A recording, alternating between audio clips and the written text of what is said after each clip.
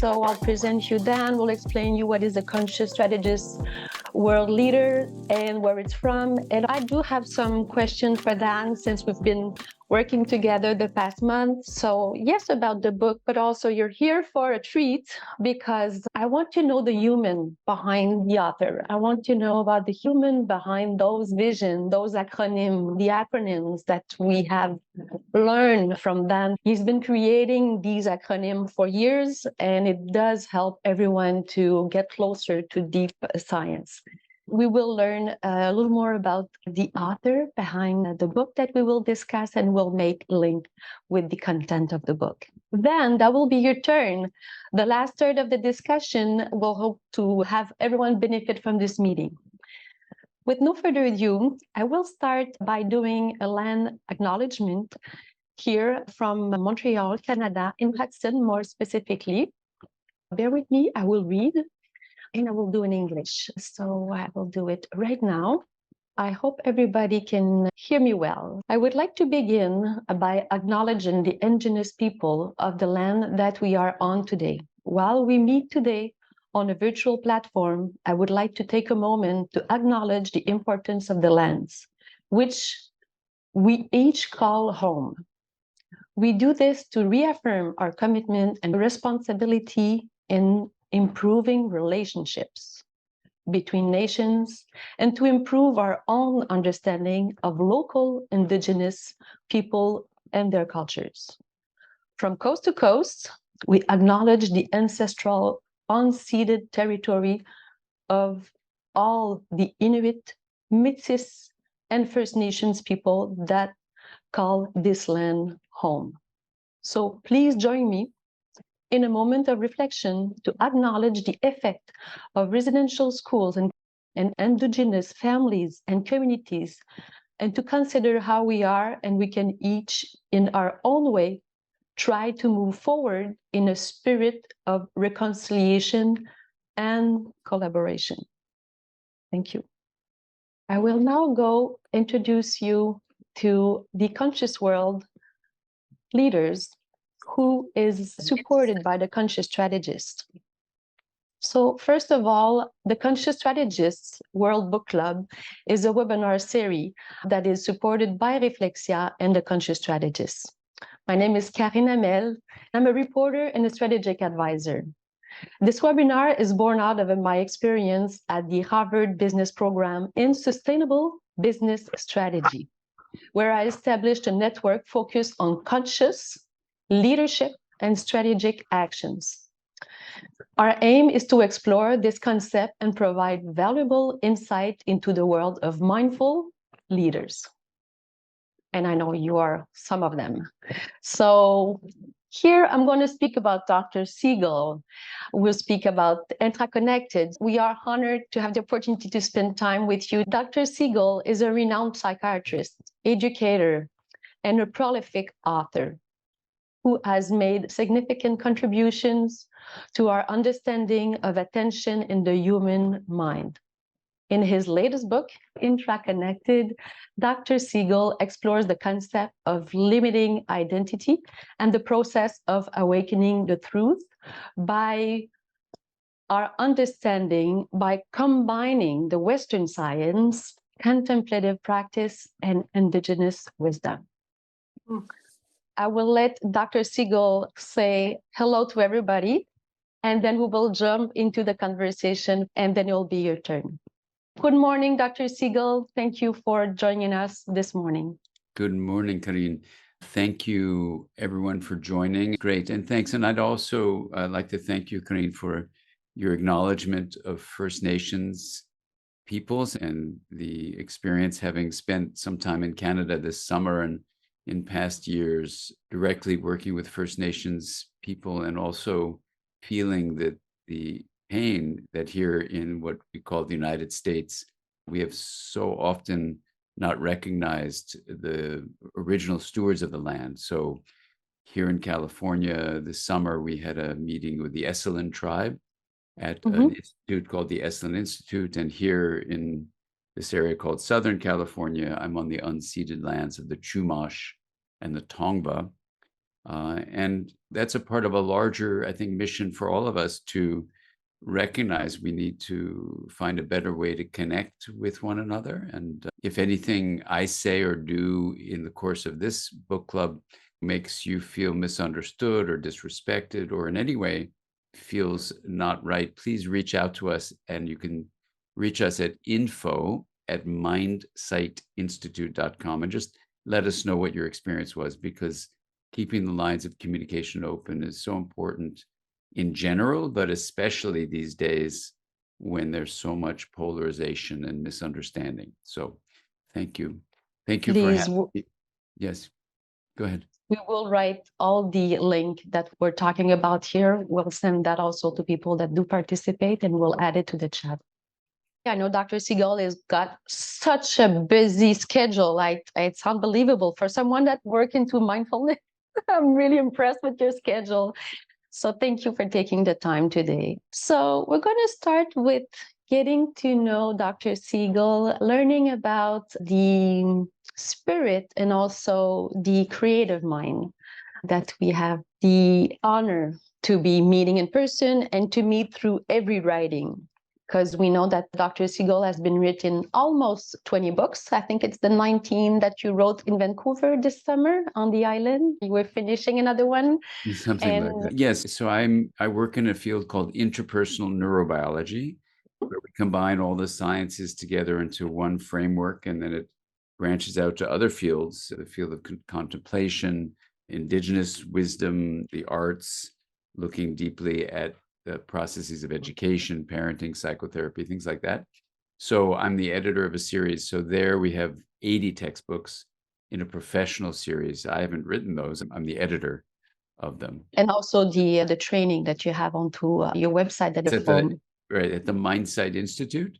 What we talk about today about IntraConnected will have everything to do with this frame of how to think about reality. That's where it comes from. I can see when you were speaking into the different conference, I believe the term IntraConnected appeared recently, as I noticed in some conference, you were still talking about interconnected. So that's very interesting to see the development. But today I would like to know some question about the human behind the writing. So today, Dr. Siegle, could you tell us if you would give some advice or speak to yourself, your 19-year-old self, before the horseback riding accident that we learn into the book? And if you have read the book, you will understand. Would you tell us what you would tell yourself, your 19-year-old self, with the knowledge you have mastered right now? What would I say? What would I say to that 19-year-old self? Yes, yes. I'd probably say something like, keep in touch with your intuition and don't worry so much about all the things that you're fearful of, and just trust that the universe will provide what it needs to provide, something like that. Something like that. And maybe have more fun. Yeah. Oh, yeah. Yes, it's quite serious and it's quite solo in a way, not necessarily a solo self in a way to be separated as you're speaking, but it's a work of being by yourself and being into your mind and embodiment also to be able to write.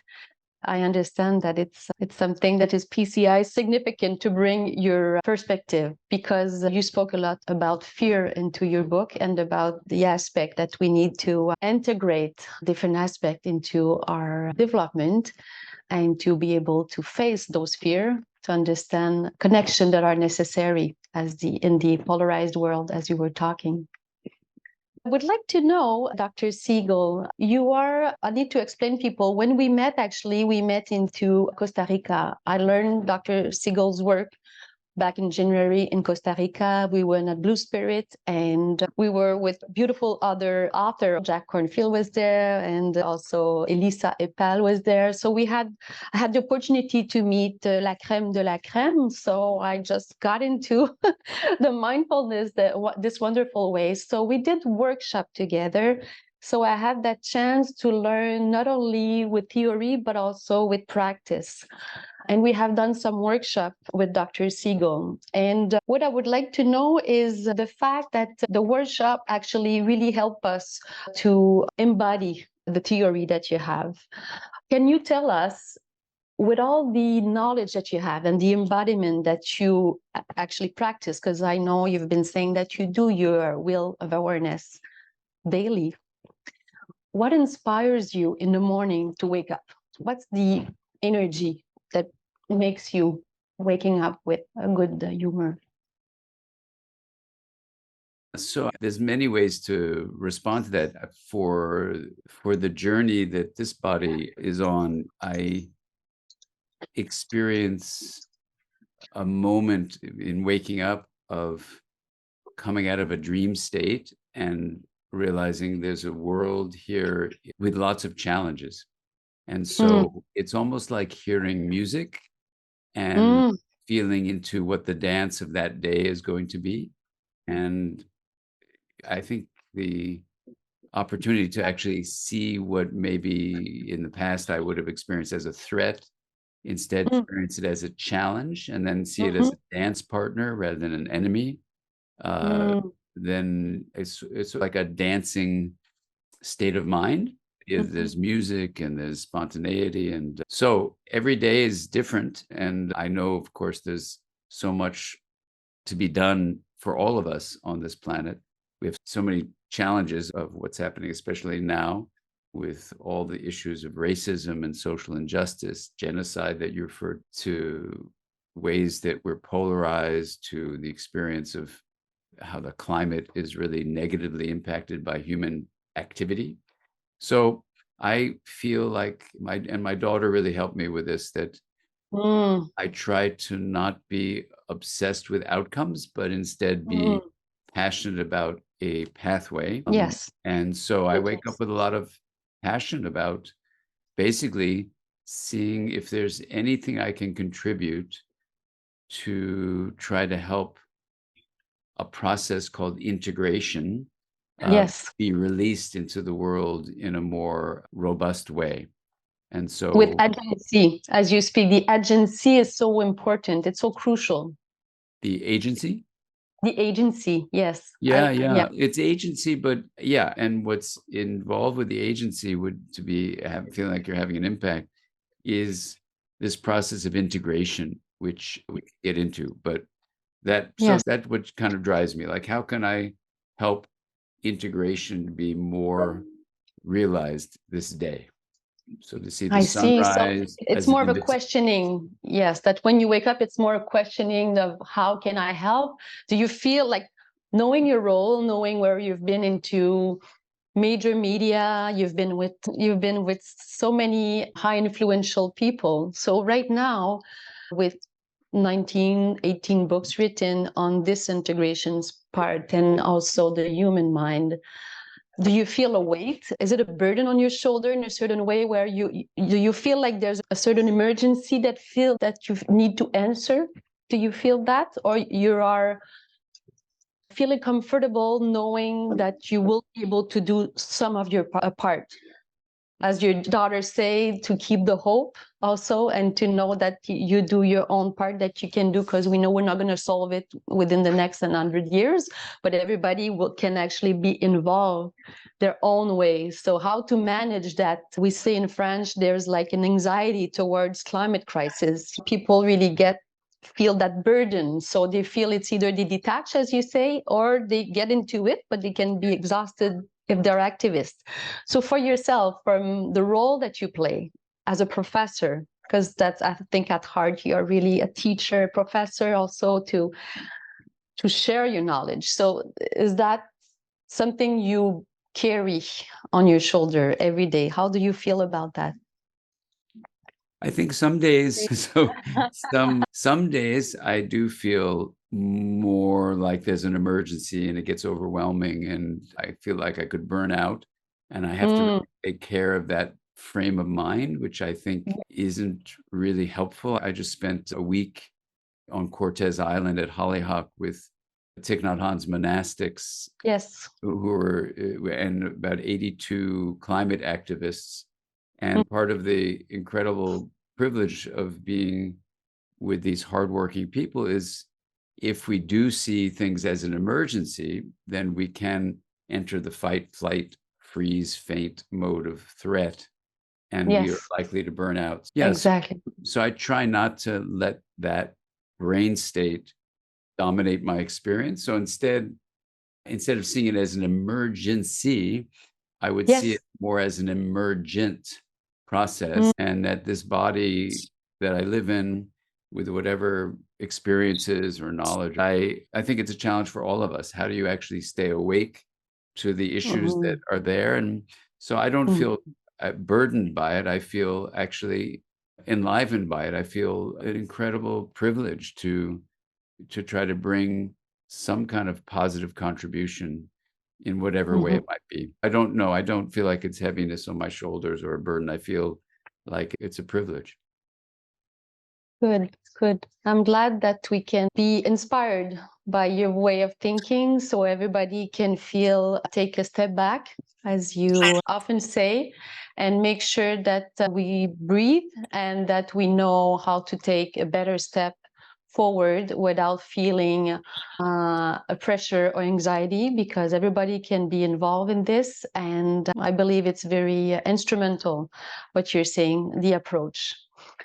The last question about the practice of mindfulness for leadership. Anybody that has influence into society, and we all have influence, that can actually lead to bigger impact to transform the world for a future fit. My question is regarding the methodology. When we go to retreat, let's say in other country like Costa Rica, or it could be in Greece or other places, we often see that the approach or the methodology used would be Buddhism, would be a way to meditate, to access what you have actually discovered with your wheel of awareness. I would like to hear from you. What is your point of view, knowing what we know now with the land acknowledgement that we do, knowing that we need to give acknowledgement to every autochthone and indigenous wisdom everywhere, as in COP15 that we saw in Montreal. So what would you say about certain type of methodology used into different country? Let's say like we are using Buddhism, Tibetan Zen also. What about using the local knowledge? How come in 2023 we are still using knowledge from other sphere of the globe? As a curiosity, I'm not judging, I'm just opening a question. And that question is from when I met you in Costa Rica. When we get to the retreat, it's all all the monument are all goddess. It's exactly like in Bali, because it's the practice of Hinduism and Buddhism. So the mindfulness practice is around that type of approach. So what would you say for the method that people can access it more easily if they're not attracted to those type of spiritual venue? Because I know you have created the Wheel of Awareness, which is a universal way to access an openness and to be connected quite quickly. So I would be interested to learn your point of view. And what I would say, Karine, about that is on our planet, we as a human family have emerged with practices in many different cultures.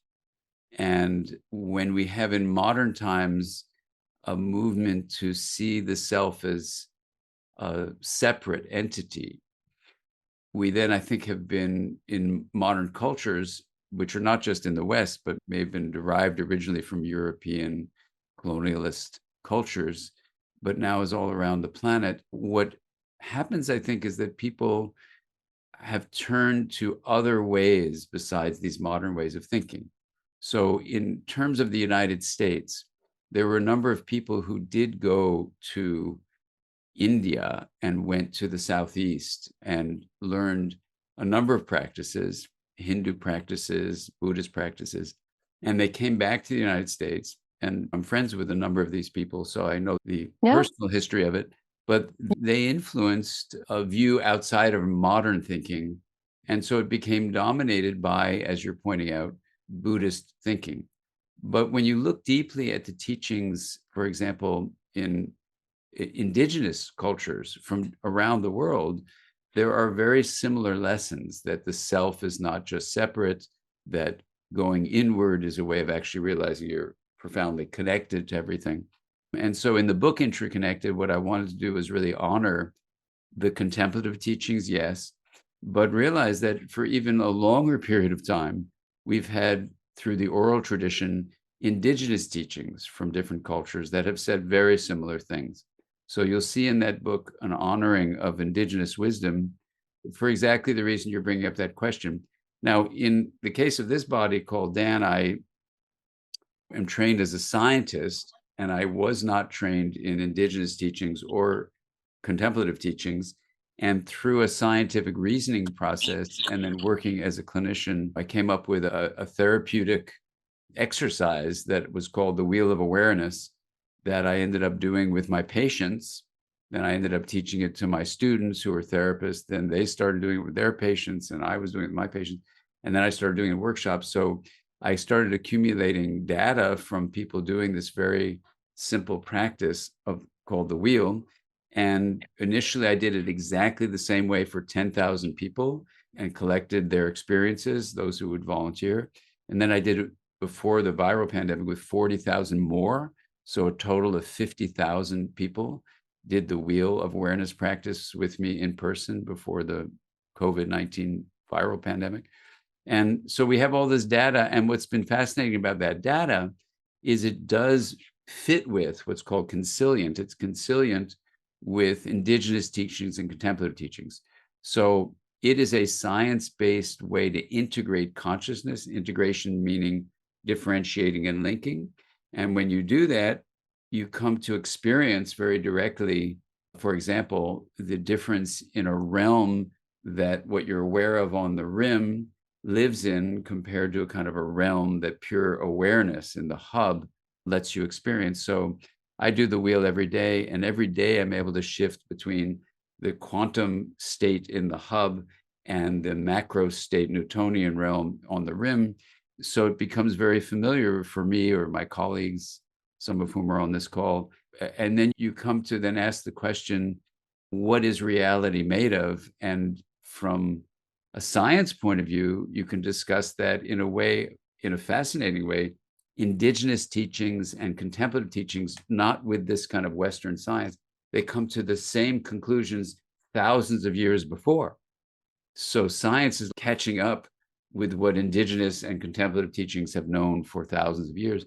So it's an exciting time, and you have to be very humble about it, because though sometimes we revere science as just one way of thinking about reality. So what I really tried to do in all the different books, but especially in this last one, IntraConnected, is say, if we can go really deep and question assumptions about what people think reality is, but look in a deeper way at, for example, consciousness and its relationships to matter and to our physiology, you come to some really fascinating convergent discoveries about the nature of what the self is and what identity is and what belonging is, which I'm happy to talk about in more detail now. So for those who are not comfortable with some other religion than maybe the one they were raised in, or any religion at all, what people have found when they come to workshops that we do in the interpersonal neurobiology framework is it invites everyone to come in, whatever their religious or not religious background, and they find a deep practice with a scientific grounding that doesn't have to be pushed away because it's of one particular approach or another. So it's very universal in that way. Exactly. Yes. Yes. That's the way that I understand it from the reading that I have done. And we have experts here that are part of the conversation, and I'm looking forward to hear about them. And that's the conclusion that I understand also. It's a common ground and it's universal. So it's an approach actually that is welcoming as much as we can, as many view and believe. And I think that's that is one of the goals, to actually make it welcoming to as much as we can to more people, so they can practice and be connected, as IntraConnected is saying, as the roots that we learn about in the book. Maybe that would be a good segue for us to learn about the name of the book, IntraConnected. Could you tell us about the origin of the name? Yeah, the name came from an experience where I was working with a research team from MIT, the Massachusetts Institute of Technology, on systems awareness as applied in different settings. One setting would be education. And we, as a group, about maybe a dozen or so of us went on a retreat in Colorado. And part of the retreat was to learn some indigenous contemplative practices and also to go into a forest for 3 days on our own, placed in separate areas within the forest. And during that time, we each had our own individual experiences. But when we came back after the 3 days to share with each other at the edge of the forest what the experience deep in the forest was like, my colleagues would say things like it was interconnected, it was interwoven, it was interdependent, I was interlaced, they used Thich Nhat Hanh's beautiful term, interbeing. And then I was at the end of the sharing circle.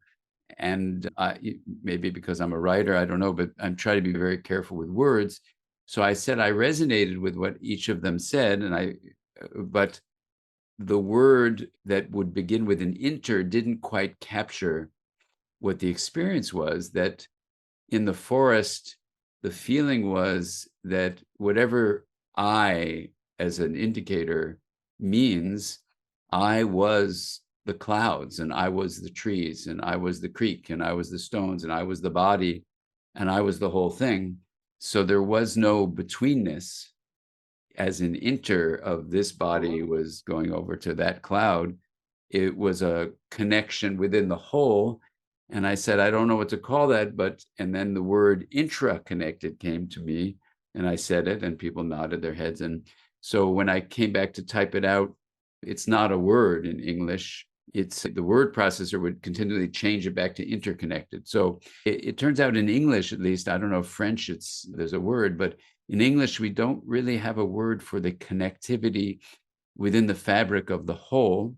We have so many words already, we don't need more words, unless there's a very important Yeah. experience that needs to be articulated. And so that's where the word intra-connected came from. It's actually not a word, but I made it up in that moment of trying to share with my colleagues the actual experience of feeling and perceiving and even acting on behalf of. These three elements of self-experience are sensation, perspective, and agency. So the sensation, perspective, and agency that arose, that emerged in those 3 days, was an intraconnected whole. So before being in the forest in Colorado, I was in a different forest in Utah, Pando Populus, the Pando Forest. Oh, yeah. Okay. I'm sorry. And Okay. yeah, but just to be clear of the science, I want to be clear with the science that in Yes. that forest, unlike the one in Colorado, which was a different experience, but the Mm, one in Utah is exactly like you're saying, that you mm, go and on the surface, 48,000 seemingly independent trees. mm, Like the metaphor for life, we see things that look different. But when you dig 6 inches beneath the surface of the soil, you find one root ball. And there, when they test the DNA, it's the same tree. mm, In other cases, there are different trees. But in this case, in the Pando Populus Forest, absolutely, you're right. It was the DNA studies showed it was one tree with 48,000 trunks. And so the metaphor there for us is that on the surface, you can get a feeling like there are different selves. But then the question really becomes, and this, I'd love to ask everyone this question, especially if you had a chance to read the book or even if you didn't. The word self in English is so often in modern times equated with the individual. And it seems obvious, just like if you went to the Pando forest and you would say there are 48,000 individual trees and they're separate selves. But then when you look beneath the surface, you see it's one root ball and they're fundamentally not only connected, they're actually the same essence. So Yes. the question that arose for me in the Pandopopulus experience, where they had me do the Wheel of Awareness meditation, and the feeling that the naturalist who protects the forest had first time he ever meditated in the hub was exactly what the forest was all about. These were his words. So it was an amazing Mm. experience. And so what arose in this time, this is many years ago now, was the idea for the book that maybe modern culture needed some languaging about who we are, our identity, and how we belong or not, that might even address the word self. So a couple of my colleagues, especially a few senior colleagues, urged me not to write this book. They Mhm. said, don't take on the word self. Self is so embedded in Western culture as what you live for, and it's the individual and individualism, that it's not going to go anywhere. And so for a while, I took their suggestion, thought maybe they're right. Maybe it's not something to try to undo. But I had the experience 30 years earlier of working with the word mind, Yes. people Yes. equated Talk with to the us about brain. it. But that also was something people advised me not to do, and I just listened to the advice but didn't follow it. I heard Oh, what they see, you said. listen. Okay, you listen for a while, and then you Yeah. decide to go back to your basic. Yeah, okay, that's good. Yeah, you really stay And following that the. had to be a good decision Mm. to even though for thousands of years we've seen, since the time of Hippocrates 2,500 years ago, we've seen a view that mind is thought of as what the brain does, but Mm. that felt like it was a destructive thing for the field of mental health and medicine. Yes. So that's been what I've been working on for 30 years. So this last one of what just this last year of publishing this book, it's taking it to the next step in terms of our languaging and saying, if we equate in modern culture the word self with the individual, and I'd love to get your input on this, it's Yes. going to actually kill us. It's a mistaken identity. Take the center of experience we call self and say Mm. it's the same as the individual. When I put out the book, I knew it was going to either irritate people, bore people, or people would think it was dumb, but I did it anyway. So we'll see what And we happens. are happy you did it, I and don't know all the if we're all people. happy, but because it's an assault, it's absolutely an assault on the structure of modern culture.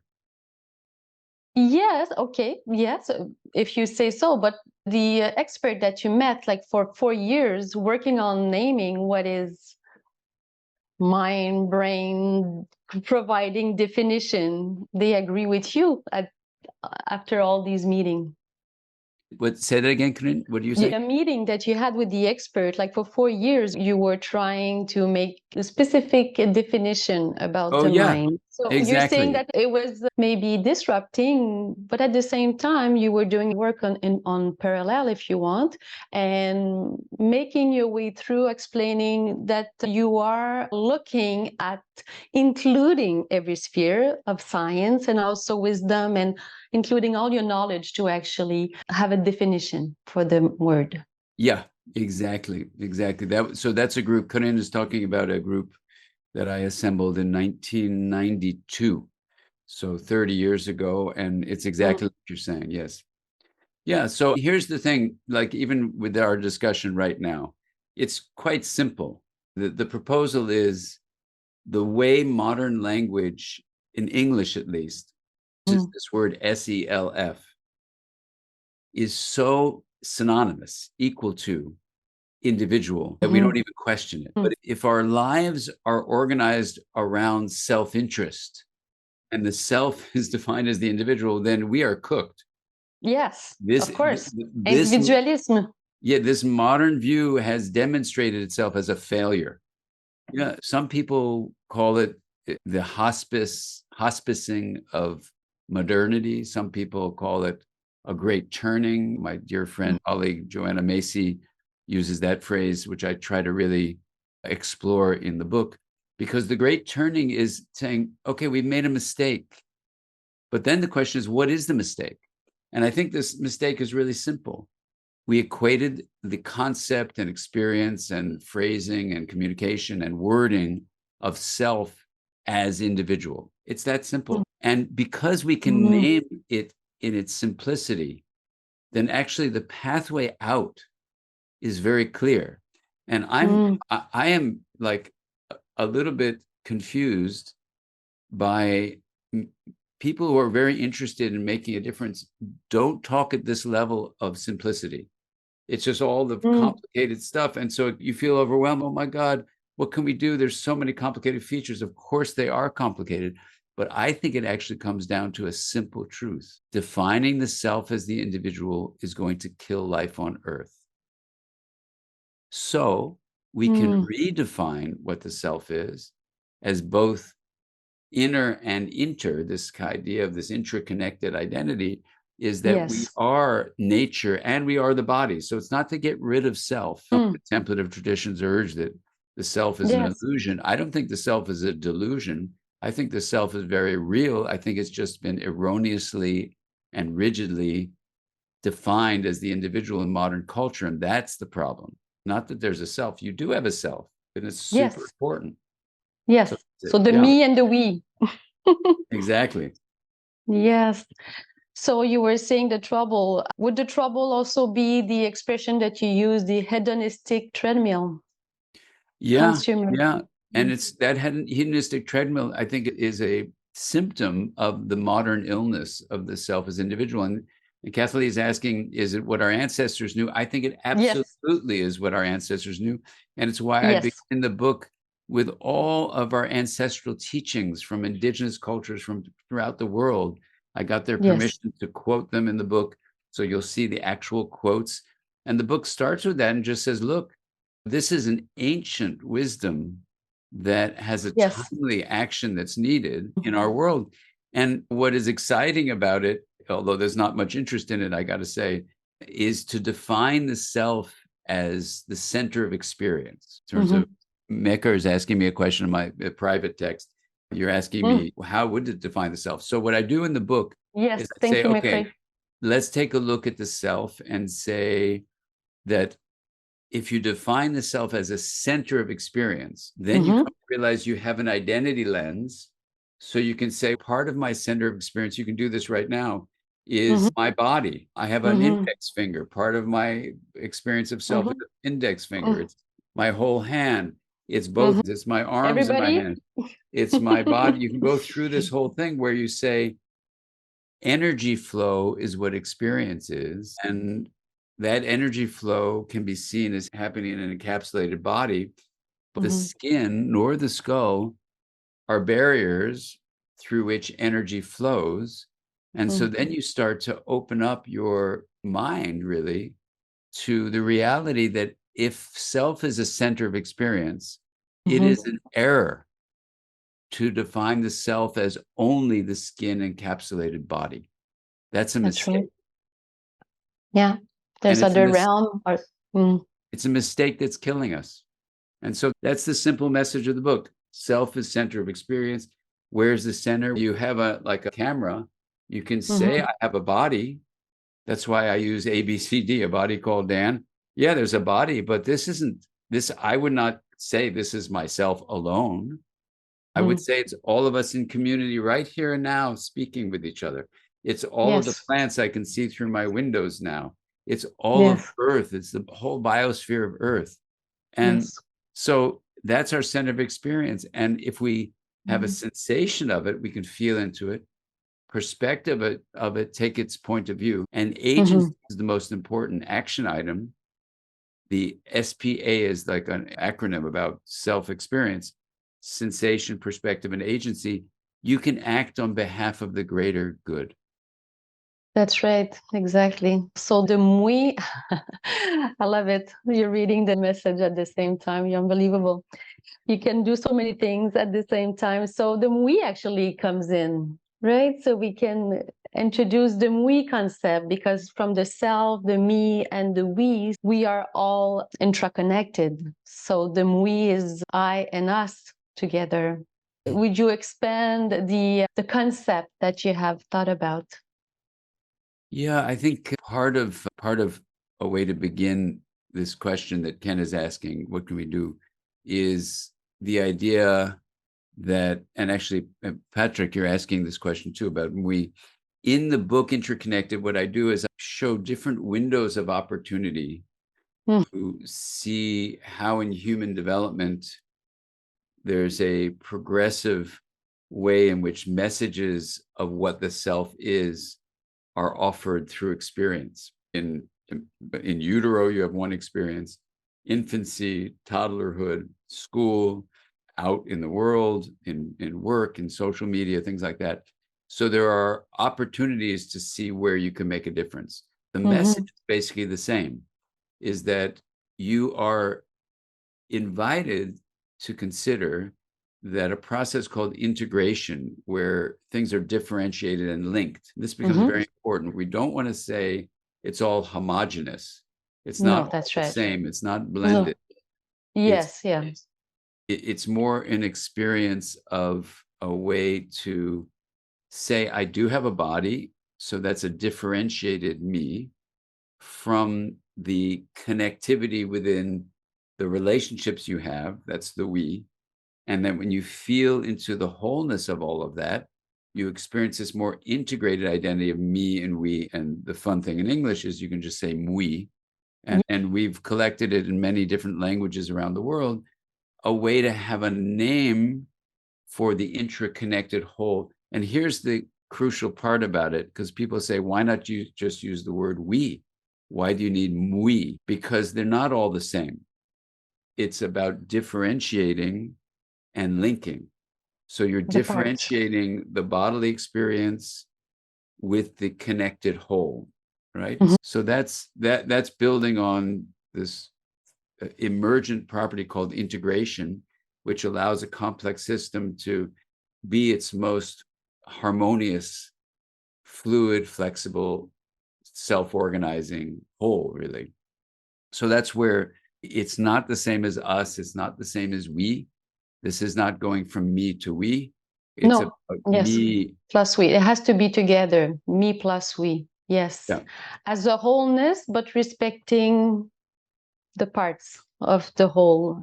Yeah, exactly. And when we did this gathering at Esalen with the Esalen Institute, yes, opening the whole campus for an entire week, first time it ever happened. For really? the Esalen tribe that in 1761 were attacked by the Spanish colonialists, and people thought the Esalen tribe went extinct, but they were hiding in the hills, and they survived. And now there's 300 members of the Esalen tribe now. So for the first time, we took over the whole campus. And what I want to say is that we did these exercises that allowed you, from a contemplative point of view, to do meditations, but from the Esalen traditional point of view, to do traditional practices of embracing how you are yourself and you are the land. And it was amazing to say you're the body, you're the land, and then to combine that now as a newcomer, a scientist, with the view of integration. So a beautiful example where people could experience Mui directly during a whole week of joining together. And someone's asking about consciousness. What I've written about in a number of books, including Mind and Aware and IntraConnected, is that after doing this Wheel of Awareness practice with so many people, it looks like, and this is just a proposal, that awareness itself, the knowing of consciousness, because consciousness has the knowns and the knowing. Knowing, we put in this metaphoric hub of a wheel. That experience looks like it comes from, this is a long story of 100 pages in the book Aware, but to try to summarize in a few sentences, that if you say that experience is energy flow, you ask physicists what energy is, they say energy is the movement from possibility to actuality. Graph that out for the physicists, you come up with this really interesting visual image of a graph where actualities are like points at the top and various possibilities are in the middle of the graph. The very bottom is this pool where all the possibilities are sitting. Now, for the physicists, they call that the quantum vacuum, sea of potential. It's empty of form, but full of possibility. That corresponds directly to what many people say in the hub of the wheel, that it's empty but full. They also describe love, and they describe openness and being connected to everything and everyone. When you go deeply into the physics view of energy, you come to realize that physics has established, in fact, a Nobel Prize was given last year for this in physics, that there are certain properties in what's called the quantum realm that just don't appear in this large object, what's called Newtonian realm. So just like you can go swimming in a lake and have the properties of floating in the water, when you walk on land, the properties are different. So we have a land realm and a water realm, and no one gets too agitated to know that you could feel a different experience walking on the land or being in the water. The same is true with physics. We have two realms that people need to know about. In the Newtonian realm of a large object like a body or a planet or an apple, you have entities that are noun-like experiences of something that you could hold in your hand, like an apple, for example. But in the quantum realm of microstates, things smaller than an atom, you only have verb-like processes. There are no entities. In the Newtonian realm, you have a directionality of change called the arrow of time. But in the microstate realm, there is no time variable. So it's timeless.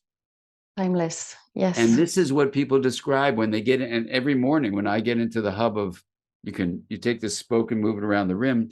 Every morning when I do the wheel of awareness practice, I bend the spoke around into the hub, time disappears. And the feeling of intraconnection is what the sensation is, the perspective is. And I can then live the rest of the day with agency toward the interconnected whole, in part because I've done this wheel of awareness practice every day, and I get out of the illusion that the only realm that's real is the Newtonian entity realm of separation and time and space. And I start feeling this connectivity to everything. Not just me. These are people who do the wheel of awareness practice. This is a very commonly described aspect of the practice of the wheel. Yes, I can witness that for sure. I believe that the people that are participating would probably enjoy continuing the conversation with you. I would be pleased to open some mic. I know we have a Patricia that did ask an interesting question, many interesting questions, but I see here, is the conscious aware of itself? I can open the mic if Patricia wants to ask the question or have the conversation. So in the spelling, Patricia, you're saying conscience. Conscience. It's probably conscience, yes. So that now in English, your conscience would be more like your awareness, your morality, your morality. Okay. So I don't know if you meant to write conscious. Is consciousness aware of itself, or is your morality aware of itself? So Patricia, I want to make sure I understand what your question is, because the way it's spelled is a fascinating question. Is morality aware of itself? That's an interesting question. But if you're asking, can you be aware of awareness?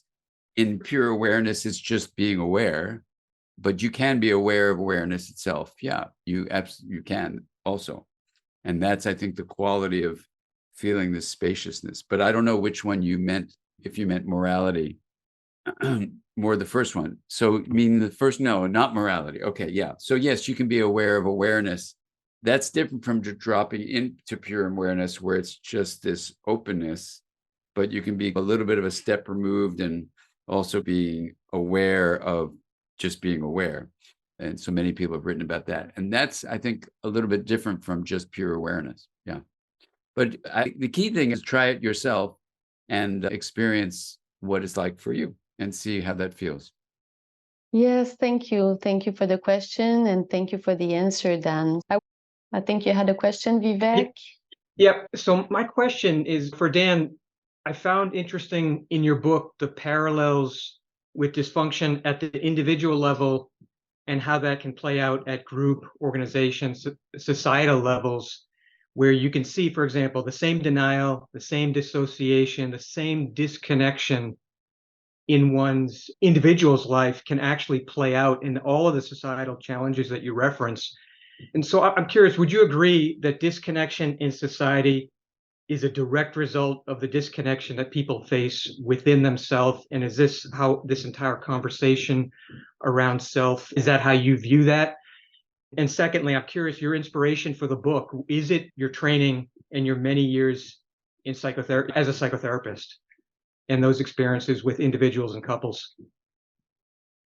Yeah, thanks, Vivek. Great to hear your voice. We don't see your image, but that's Yeah, fine. I've got my mic on. I don't know why the image is not coming through, but the mic is on. The camera is on. Okay, we hear you. Maybe you have a blocker over it. Anyways, I do not, your but handsome face. Anyway, okay, yeah. Vivek, good to hear your voice. Yeah, it's a great point you're raising, and Vivek is a part of our Mindsight community where we have all these deep dives into different aspects of things: consciousness, trauma, attachment, all that kind of stuff. And in your question here, Vivek, it invites us to say, what are the layers in which this might have an impact? And so, to answer your first question, absolutely. I do believe that there are these almost like fractals. You have these layers of ways where something as simple as defining the self as the individual rather than self as center of experience that can be modified with a lens of identity will have ripple effects in a negative way in the individualism, where people are not really collaborative, are not really looking for the greater good. They're not living with the indigenous wisdom of how can I make a decision now for 7 generations beyond this one I'm in? How can I really live as the goal of being a good ancestor? Those ways are really we thinking that expanding the definition of self would allow. So yes, I think it is ripple effects at all these levels. And your second question about, do I see this in individual work as a therapist and as a parent educator? Absolutely. I really think there's an opportunity here, even though I was warned that this would not be like a popular book or a popular topic, try to attack something as precious to modern society as the self being the individual. When these books get written, in terms of the creation of this book, I don't sit down and say, oh, what's the book going to be popular? The book, it feels like it picks me because it needs to be written. And many times, like this next book I'm just finishing up, it's taken 18 years. It's not like I'm choosing to do it. It's not, as Colleen very appropriately mentioned, it can be a lonely existence, but the book seems to pick me to be the fingers that are going to type it. And so in this one, it was the same thing. It was like, this is not going to be a popular topic or a popular book or anything like that, but it's a necessary reflection to modern culture to say, we have a serious problem that is very close to home, and it's how we define who we are. And will it be disruptive in a very unsettling way initially? Absolutely. But will it be liberating so people can stop this hedonic treadmill that Colleen mentioned that so many people are on in modern culture?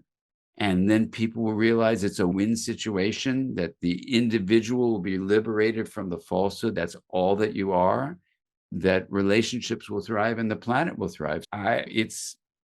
It may be a hard conversation to have, but it's a simple one.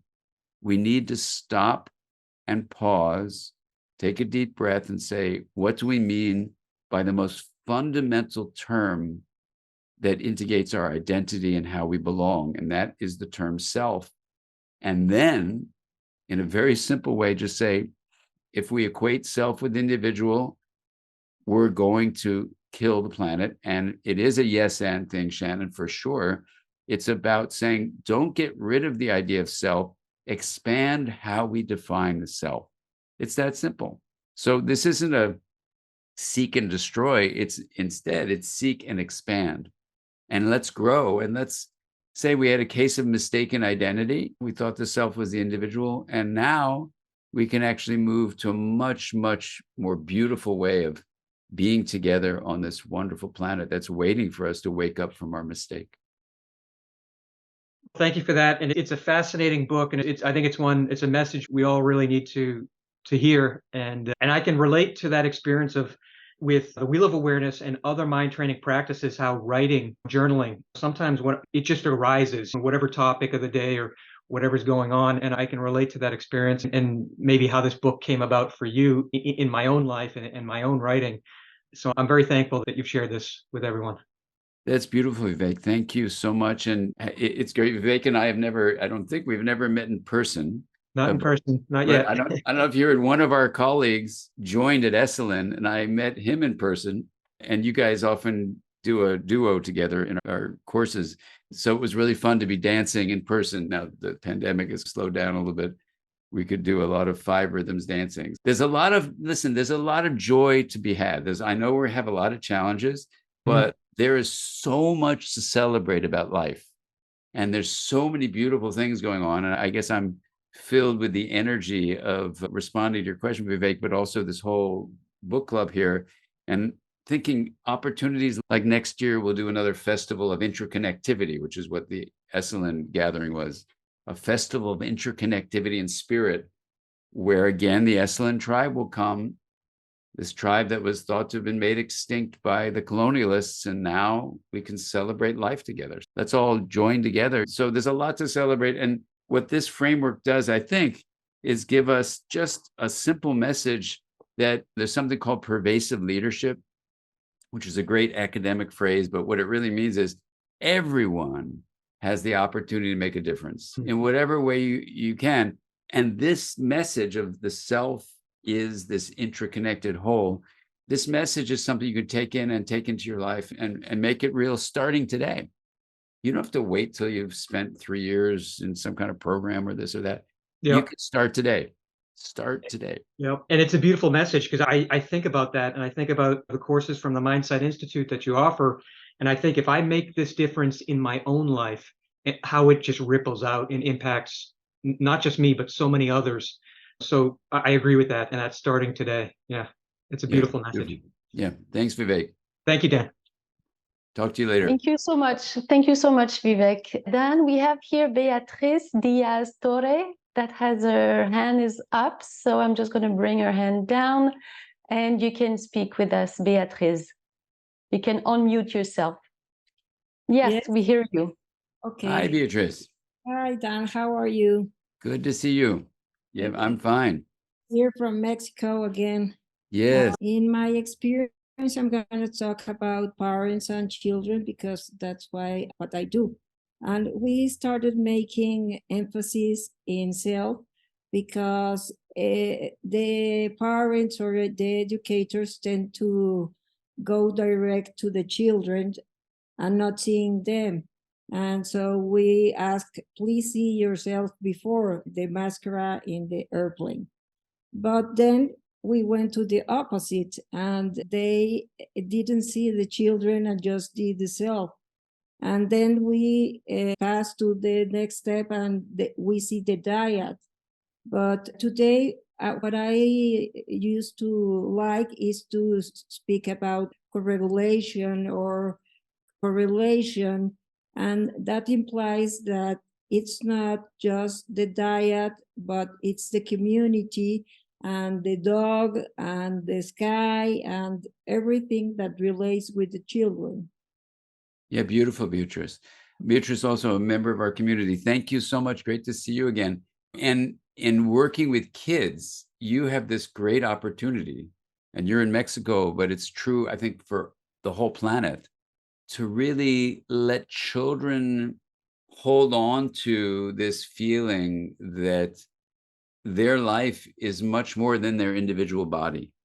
And yes, as I'm trained as an attachment researcher, so we study the child's relationship to the mother and father, and then we can apply that maybe in a school setting. But all those lessons from attachment, while they're dyadic, as you're pointing out, the relationships are one-to-one, and that's an important place to start, that we begin to open up, as you're beautifully saying, Beatrice, to the larger whole. And that's exactly right. And this is where someone mentioned to me, I guess it's something happening, I forgot where it is in Europe next year, on relationships, that we should have a whole meeting about relationships. And it's exactly what you're saying, that yes, the dyadic, the one-on-one relationships are really important. And it's our relationality to the whole of nature. And that was my deepest, I think, feeling as IntraConnected started creating itself as a book, was, wow, what if there was a way of speaking with a word like IntraConnected from the wholeness of that relationality? So that was the idea of it. And So- another question. For me, the problem with IntraConnected is that I think you have to experience you before talking about it, and it's not so easy to experience it. Yeah, exactly. I agree with you. And this is why in the acronym of IntraConnected, the Gnosis, Gnosis, is wisdom from experiential knowing, right? Because I totally agree with you. And that's why in the appendix of the book, you have two practices. You have the Wheel of Awareness practice, and you have the integrated movement practices. But it's a book, so it's a bunch of words. It's not like a movie or a workshop, but absolutely. That's why I put those in, for exactly that reason. And when people do the wheel and do get that feeling in the hub, and you may have felt it too, Beatrice, and I know we're going to talk to Ken in a moment, who's also part of our community. In the Mindsight community, you start having these words because people are doing exactly what you're saying, Beatrice. They're having a direct experience. So it's not just concepts, but the fun thing about blending the concepts, which is the noetic knowledge, conceptual knowledge meets experiential knowledge. When those come together, then you're really strong. So we have a community, the Mindsight community, where we both have the solid, deep experiential knowledge, and then we have all this conceptual knowledge with these 80 textbooks, and The Developing Mind is a textbook. It's 500 pages, 2,000 references. So we've got like all this conceptual knowledge, and then we get really simple and just get into the experience, and then they all fit together. And then when you see it fitting with indigenous teachings, and then I've met with contemplative practitioners from all the different religions you can imagine, and so far it all fits together. So this is what's like wildly exciting about what the potential is for humanity to take this consilience, and now with the pervasive leadership we're talking about, move in a positive direction, identify the problem, almost like it's like a splinter in the sole of our foot, and we're like limping as a species. So we want to remove the splinter and walk in a balanced way. I think the splinter is the lie that the self is only the individual. Thank you. Thank you. Thank you, Beatrice. And thank Beatrice, you, and- Dan, for bringing the splinter. Yeah. We do have Ken. Ken is actually the next one after we have Mekhe for a question. Please go ahead, Ken. Hi, Dan. Hi, Ken. Good to see you again. Good to see you. As we face a lot of uncertainty with the climate change and where we're headed as humanity, I wondered if you have any suggestion of what we can practice daily to develop our temporal integration, our ability to face uncertainty and have that bring it on attitude. Yeah. Yeah, Ken, it's such a great question. I was meeting, and I'm trying to think of, in one of our courses where you were there, I may have mentioned this, so I'm sorry if I'm repeating it, but right around the time we were having one of our live interactions, I had just met with my friend Joanna. And Joanna Macy's been an activist. She's 94 now. She's been an activist for over 50 years. And she was saying that a number of her colleagues, people come to her as their teacher, are burning out. And it's exactly your question, Ken. And she said to me, what can we do? And I said, look, activists really care. They have the courage to care.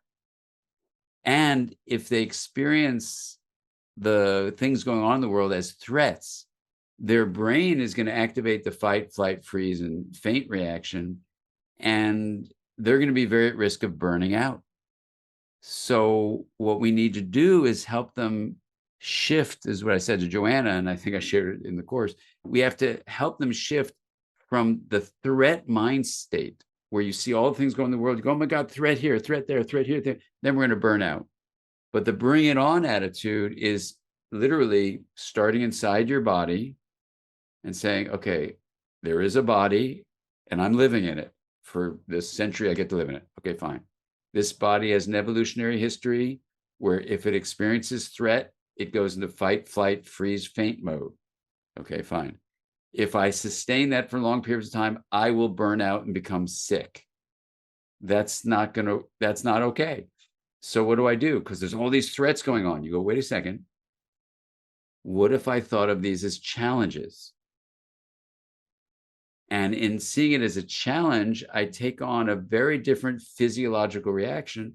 I say a challenge, of course, is stressful, meaning something significant is at stake. I care about what's going on. An activist will go, yes, something significant is at stake. I care about what's going on. So a meaningful life then is a stressful life. Using the word stress not as distress, but there's something called EU, good stress. And you say, I'm energized, I'm excited, I'm going to see this. This is what I started when Corinne asked me the question. I'm going to see this set of things going on as a challenge in my life. And I say, bring it on. What's the dance of today? What's the music today? How are we going to dance together so these challenges are met? So my deepest hope for the IntraConnected book is it says, okay, the major threats of today, racism and social injustice, the violence, interpersonal violence going on, polarization, the climate crisis, people are being addicted to screens, the feeling of loneliness, the suicide, all that stuff, I do believe come down to this splinter, that the modern view of the self as the individual, the self is only the separate individual, the solo self, I think is the cause of all those things. So the good news about that bad statement, that is this terrible situation, is it's a challenge we can overcome. So then instead of collapsing under all of it, it's a bring it on kind of attitude where you say, okay, I'm not going to do this alone. Let's have communities like the one we have here, the Mindset community, or whatever community is your people that fits you. Some people don't like science at all. Believe me, I'm a science nut. I write things, people go, it's too scientific. I go, okay, whatever. That's just what I write. So some people don't want to know the science. But for those of us who just want to know what the splinter is, even without the science, we can do the work we need to do. I would say continuing to be community building and wherever your communities are, naming the problem for what it is, framing it in a way that you can do something about it, because you don't want to feel helpless. When you start feeling helpless and hopeless, get helpful. And being helpful is start working with the relationality that is our true identity. So I guess every morning I can dance to the tune of changing the collective definition of self. Yes, exactly. And it might help to do something like the wheel or the integrated movements we've done together, for sure. And then make sure you have people in your life, like our relationship or whatever, people in your life where we're doing this together. This can't be done alone. It's too isolating to be doing it alone. Thank you very much. Thank you, Ken. Great to see you. Great to see you too. Thank you, Ken. We do have Mekre here that do have a question for you, Dan. So I will allow you to ask the question, Mekre. Go ahead. Great. Hi, Mekre. Hi, thank you, Corinne, for making this happen. So, Dad, I am brand new to your work. Corinne just recently introduced me to your work. So I apologize for the... Can you speak to the energy that flows amongst people that you talked about in the context of, for lack of a better word, positive energy and negative energy coming together, perhaps scientifically? I heard what you said earlier to the previous question in terms of how to tackle it operationally. Yeah. That's beautiful. Thank you, Mekre, and thank you for being here. And it's so interesting. And please excuse me if I sound too much like a science wonk, too nerdy. But if you really start asking questions, what is reality made of? You come to this possible view, which is then shared in different ways in these different contexts, that it's energy flow. And then you're using the phrase positive energy, negative energy, and you're asking, so how can we work with those both, and what do they really mean? So for me, when in English we start using terms like positive and negative, for energy, or positive and negative, sometimes used for emotions. Like there's a whole field called positive psychology, which talks about the good emotions, and they sometimes talk about the bad ones. But I think that's a mistake to call them good and bad. But when you talk about a positive and negative, here's the way I think about it. Complex systems are systems that have three features. They're basically open to influences from outside themselves. They have this feature where they basically are capable of being chaotic. It's the best way to say it. And the third thing is they're nonlinear. And I just want to give that as a definition, because complex system, how we live in many ways in the world. And when you think about the stuff of that system as energy flow, you then can come to an answer to your question about what's positive and negative. When energy flow in a complex system is allowed to do its own thing, it naturally has what's called an emergent property called self-organization. And this self-organization leads to the experience of harmony, that's with 5 features. It spells the word FACES: flexible, adaptive, coherent, which means resilient over time, energized, and stable. So when I think of a positive energy, or I think of positive emotion, the way I think about those phrases are they are allowing self-organization to have its flourishing, and harmony emerges. And when you ask the physics question and the mathematics question of what allows a complex system to achieve that harmonious state, there's an answer. And the answer is integration. It's not called integration in math, but it's the balance of differentiation and linkage. So for me, a positive energy is when someone's promoting integration, and negative energy is when someone is diminishing integration. And when you diminish integration, you make a complex system move either to chaos, rigidity, or to some combination of chaos and rigidity. So if I'm in, let's say, a discussion with someone in a meeting I'm having, and I feel that negative energy you're talking about, at least as a scientist, the way I interpret it, and then as a clinician or an educator, whatever the meeting setting is, the way I actually work with it is, if it's negative energy, it's creating chaos, things are getting wild and unpredictable and really out of control, or rigid, it's all shutting down. Either one are outside of what I call a window of tolerance. Either one is outside of this flow of harmony that emerges with integration. If instead I can help that person with negative energy that's pushing against integration to see where the differentiation is being blocked or where the linkage is being blocked, I now have a very simple equation that actually works to have that, quote, negative energy that's blocking integration from happening now become integrative, and it becomes positive energy. And so sometimes people say to me, oh, you're a magician. How did you make that meeting change? What I did was I tried to figure out, how did this person block differentiation? They wouldn't allow there to be people to be different. Or how are they blocking linkages so they weren't allowing connection to happen? And that takes a certain kind of courage to allow both differentiation and linkage to be there. They seem like they're opposites, but they're actually not. Integration is not blending. Integration is more like a fruit salad than a smoothie. You're not just mixing everything up. So it requires that you say to, let's say, someone of a different political view, tell me more about what you think. There you're allowing differentiation rather than saying what you think is stupid and I'm thinking the right way and you're thinking the wrong way. That's not going to help. So what you're doing is you're allowing the differentiation to be there. And then once that happens, often there's a natural push for linkage. And then the energy becomes positive in the room. Mekre, how does that sit with you to think of it that way? That is beautiful, and it makes perfect sense to me. Thank you. You're welcome. Any follow-up on that, Mekre? Because it's a really important foundational question. No, you answered the question I had last, which was, how do you do that? But you just answered it by saying, first, you listen to the person, allow them to say what the differentiation is, and that will bring the integration. Yeah, thank you. And this kind of brings up the typing of the word conscience and morality, even though it was meant to be conscious. I think that's a great thing for us just to bring up, because when people ask me questions of ethics, Like, how in the world would you, what's right or wrong?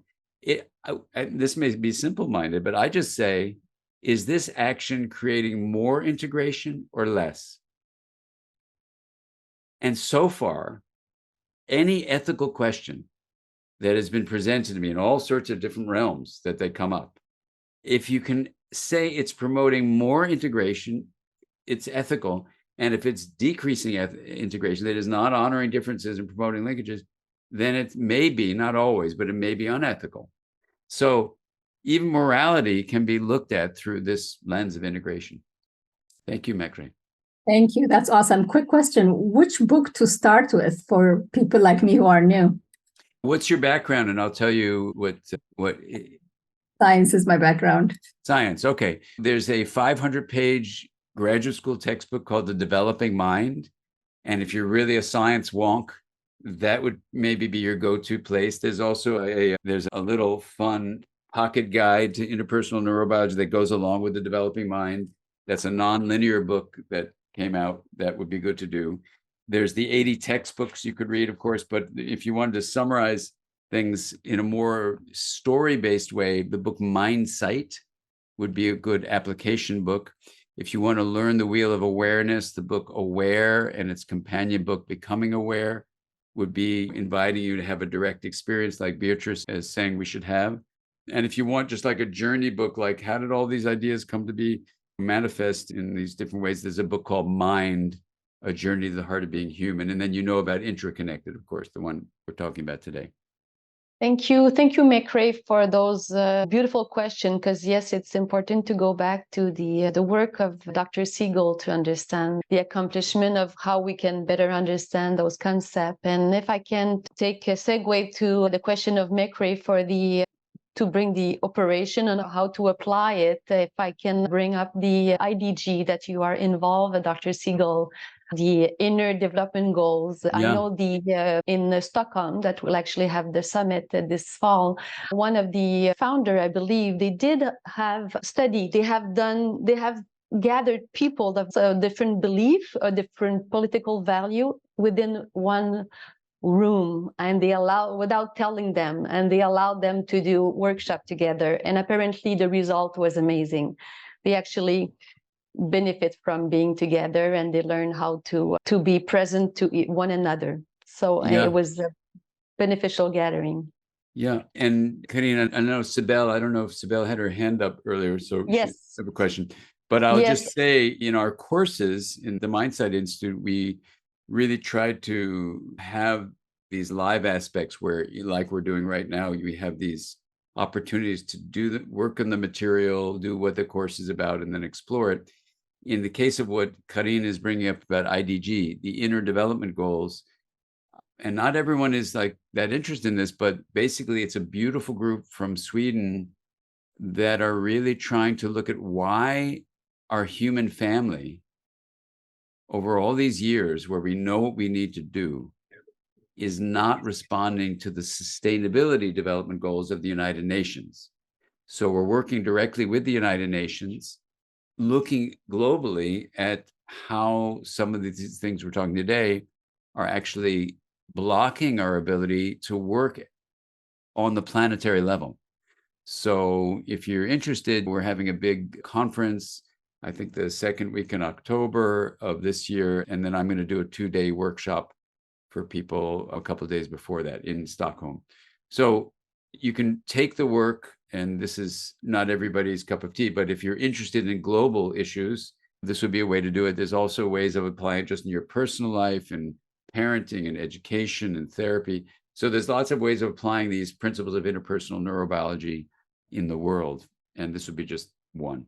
Yeah. Thank you for clarifying this, Dr. Siegle. We have Sabel that will go next for having question and discussion with you, and then we'll have Heidi in Stockholm after Sabel. Thank you, everybody, for staying. I know it's much longer than we had expected, although Dr. Siegle knew, because he offered me 2 hours from the beginning, and I said, oh, maybe it's going to be a bit too much, but yeah, so he's very generous. He's staying with us. So please share with us. And Dr. Siegle, let us know when you have your next meeting. Thank you. Yeah, Your I'll turn, have to Sabel. hop off in about 10 minutes. I have another meeting. Okay, thank you. Dr. Siegle, it's good to see you again. Nice to And, see you again. Yes, that it's best to see everything as an emergent process. And I do love it, the idea that everything is going to turn out the way it's supposed to turn out. But I would love to know, though, which would be your most urgent book? Would you say that this one, IntraConnected, is the most urgent one, considering where the world is heading? Oh, yeah. Thank you, Sibel. Thank you for clarifying that. And great to have you in our community, our Mindsight community. Yeah, let me try to clarify what I meant when the question was, is it an emergency? And there are a number of writers talking about this. And certainly when I was talking about my conversation with Joanna Macy, it was about that. It was like, how do we actually keep ourselves mobilized in a very effective and efficient way to participate in what's called cultural evolution without just burning out? So the reason I want to push against the word emergency is because it activates that threat state, right? Now, on the other hand, you're absolutely right. Things have to be done in a rapid fashion, deliberately. And when I used the word emergence, I was making a play with the word emergency. No, it's emergent. I don't mean everything's going to work out if we just sit back and let modern culture go the way it's going. Not at all. I don't agree. I don't feel that way whatsoever. So when I said emergent, what I meant was if we identify the splinter, then instead of limping through life and throwing out our back and throwing out the whole of the ecosystem, we can remove the splinter. That's an active thing to do. So it isn't just like it's going to naturally happen. The unfortunate thing about the brain is it soaks in the messages that it's given, and then there's a, what's called a top-down thing that we've talked about in many of the courses you've taken, a top-down process that keeps on reinforcing itself from inside in the brain and from the culture. So this removal of the splinter of the concept of the separate self is an act of rebellion.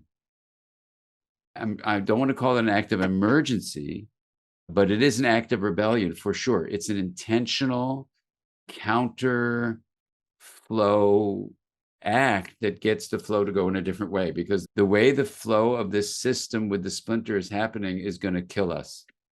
I think that's really clear. Whether it's racism or polarization or people, the incredible numbers of youth that want to kill themselves, 25 to 33% of youth are thinking about and actually taking action to end their lives. Just think about the suffering that's beneath those statistics. So something is profoundly wrong. So IntraConnected, in terms of the books you're asking about, yeah, it's a synthesis. I couldn't have written it if I hadn't written all those other books. And it is the most relevant, let's just use that word, for the pressing issues of the moment. And I try in the book not to get hysterical about it and say there's an emergency, but I hope the book conveys we have these pandemics that are very negative energy in terms of that notion, that are just really impairing integration. Now, the good news is, in terms of the word emergence, is that if we take the splinter out, the system should be able to naturally do what nature enables, which is differentiation and linkage. So it's not like we have to figure everything out and then program it into a computer. If anything, we need to back off and stop intruding our view of what life is about and self is about, and let nature take over in a very healthy way. So some people call that wilding the world, or making a quarter to a half of the planet wild again. There's all sorts of ways that when you look at in the eco groups I'm in, there's lots of different ways of approaching it. So that's not my area, but people are really thinking about how do you allow nature to take over. So in this sense, there's a shift even in our mental stance of, and this is probably what I also meant by the feeling of emergence, is that we can take a step back from the mental stance of, I got to make things happen, it's an emergency, to backing off and saying, I'm going to allow myself to be a part of a flow. I'll remove a splinter when it's there, but now I'm going to allow the emergent, natural, integrative process of nature take over. So I let love guide me rather than make me manipulate things. So that does it, Sibel, how does that sit with you? It does, actually. I did see it as what you would maybe call a dual focus. I did understand exactly what you said. Yeah. Knowing that the way we see things, like letting things to happen, like I have a quote in my office when I say, all is well at the end. And if it's not the end yet. So I do love that because Yeah. it enables me to, as you said, let nature happen, things happen. But at the same time, there is a sense of urgency in being aware and knowing what's happening and reading all of your books. And since there are a lot of them and they're all super juicy, is not the word, but so I just wanted to know which one would you consider the most urgent. And it seems like it's interconnected. So Yeah. that's great. Thank you. For sure. Thank you, Sibel. Thank Great you. to see you. See you in the next Thank course. you, Dan. Yeah, Thank see you. See you soon. Thank you, Sabel. Thank you, Dan. We now have Heidi that do have a question, and I have allowed to speak, so you can go ahead, Heidi. Oh, Heidi there. Hi. Hi, I know you don't have much time. I'm so excited. I am a huge fan. I read, actually, just when I went, I read when your book, Parenting from the Inside Out, came out, like in, what was that, like 2003. I was a new mother, and it was huge. It was really meaningful for me. I really, really appreciated that. And also the Mindful Brain. And I've got a couple of your other ones. So I guess what my question is, how can we make this practical? Because on an individual level, I'm all right there with my mindfulness, my daily meditations, the understandings. But on a more like societal level, countries, companies, we have such a profound, difficult changes that we have to make to save our Earth. And our amygdala, our brain, it resists change, it hates change, and yet we're really asking to create change on a mass scale. And so I guess, what is your suggestion? What are you seeing? Because if we just do the individuals, it feels like it's going to go very slowly, because this stuff is hard. Yeah. Being human is hard. I know. Listen, you're in Stockholm, and in 2 months, less than 2 months, we'll be convening to address this question. And certainly IDG that you're a part of, we've been trying to look exactly at the question you're asking. In the workshop I'll do in Stockholm, it will be a 2-day immersion for all sorts of folks, but they will include government leaders and corporation leaders to address that. And I do think there's a way of creating cultural evolution in a relatively rapid fashion in terms of what's needed that totally shifts. And there's all sorts of studies to support this notion. When the culture is shaped by a more integrated way of being, so the individual is not lost, but the individual's experience of self is expanded, then everything begins to shift. So we say begin with the individual because this neural processing of self as separate is a neural network issue. And so we need to invite individuals. However, it's also, from the cultural point of view, going to come back down to the cortex. So the messages that the culture in a company or a country is giving actually start to affect the neural networks in the cortex and subcortical areas. It can go both directions, but it can't just be like at the surface. It's a deep cultural change. Now, what do we mean by culture? Culture is the way that we share energy and information flow. And when that information is that the self is separate, it comes out pretty much isolated. But when you come out with words like we, or if you want to use the word we, or start talking about things in that way, it is remarkable how quickly even the physiology of a person shifts when you start using the word we. And you start living into that I would say MWE, because we don't want to lose the individual, MWE. I think we can do this. I think this is really doable on a planetary scale. Think about it this way. Before 2020, we never would have believed you could have shut down all of humanity in a month, a week, but we did. If we can do that in response to a virus, why can't we do it in response to a splinter? And work together to say, oh, we figured out what is going on. Let's stop limping through life and let's start really working collectively together so that everyone benefits. It's a win situation. And I know people like to just do what they're familiar with. So it's not familiar to think of the self as interconnected. I get that. And I understand even the idea may seem abstract, but the experience of it is not abstract at all. It's about as non-abstract as you get. It's about as core to who we are and our identity as you can get. Who are you? So that can happen at home with parents. So parenting from the inside out is a good example of that. It can happen in schools. It can happen out in the communities that we live in. It can happen in countries as a large. It can happen to all the corporations that are international. And I do believe it's got to happen at this basic definition of the self. And we'll see inner development goals could have been renamed intra-development goals, but it's not. And so you'll see me address that. That's what I talked about at their last meeting, how I thought it was misnamed, but they still asked me to come back and stay on their advisory board. But that's the idea of it. So there are ways that with pervasive leadership, everyone can find a way to make a difference. And now that we have this common, really simple, but really grounded and universal thing about the splinter, let's go out and do it. And you'll find your own creative ways. And having a group like this that can meet regularly in some way where you figure out how we're going to do this, this is what we can do. I'll mute myself. If I'm taking a segue to what you're saying, to the creative and the art aspect, I would like to tell you, Dr. Siegle, we have planned to do a surprise for you. I'm sharing a picture here. I'm hoping that everybody sees it. And thank you, Heidi. Thank you. Thank you, Heidi. Yes, thank you, Heidi. Yes, Yeah, I'm glad we had the chance. I really look forward to, thank you so much, Karine, and also Daniel. I look forward to meeting you in Stockholm. And I also put the link so that people can sign up for the class and the summit. Your masterclass and the summit is in the chat. Wonderful idea, Heidi. Thank you for your collaboration. Looking forward to see you in Sweden.